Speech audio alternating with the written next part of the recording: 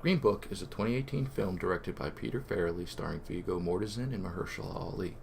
You may know Farrelly from his comedic films such as Dumb and Dumber or Osmosis Jones, but he takes quite a different turn with this biographical drama, cataloging the 8-week tour of piano virtuoso Don Shirley, played by Ali.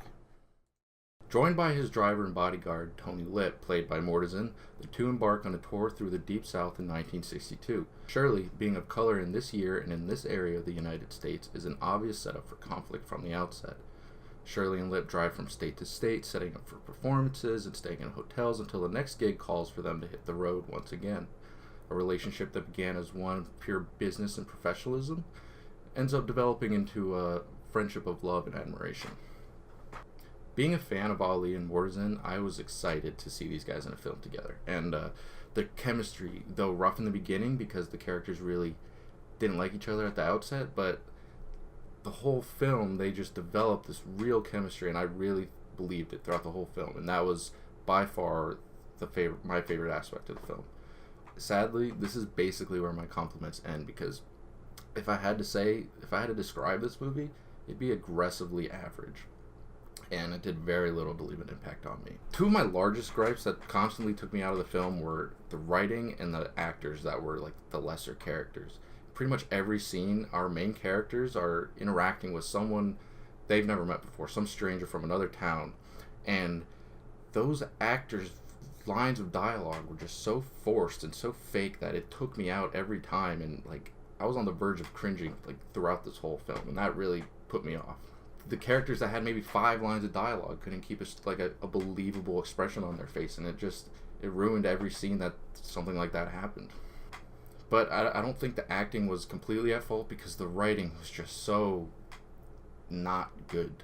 There were so many interactions that seemed forced and disingenuous, and like even the stars like Mahershala Ali and Viggo Mortensen, I praise them for their chemistry, but there were some serious points in the movies that lines would come out and it's just like, that just doesn't work. That just doesn't sound right. It's robotic, and it's not showing this once believable relationship, and then it kind of just shifts all over the place.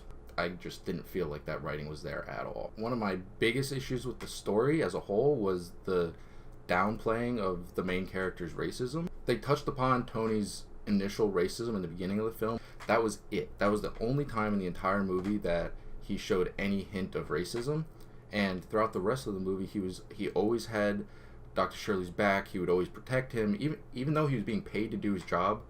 It didn't seem like he felt forced to do so. He actually liked him throughout the whole movie. So on the topic of cinematography, for the most part the film was shot fine. I mean, there was a few scenes where things were like cramped or seemed smushed into the frame, and it just seemed claustrophobic.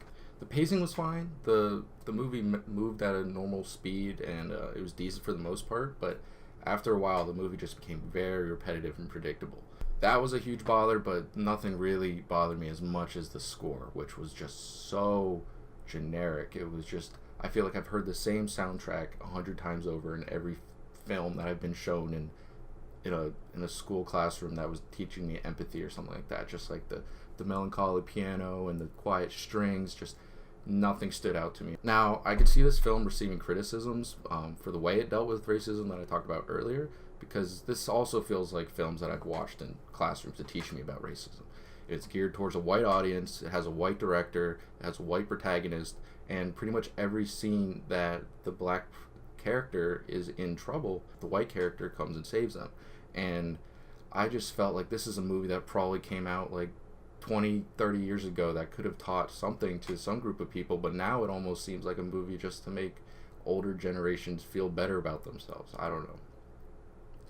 And especially with like movies coming out that are teaching about racism in a better way, like Get Out or Black Klansman, I just can't recommend seeing this movie, because this movie was so forgettable. I feel like I've seen it 1,000 times, and it was just lacking any nuance that could make me want to see it again for sure. So thanks for watching. I hope you enjoyed if you do end up seeing it, but I can't recommend it. Thanks.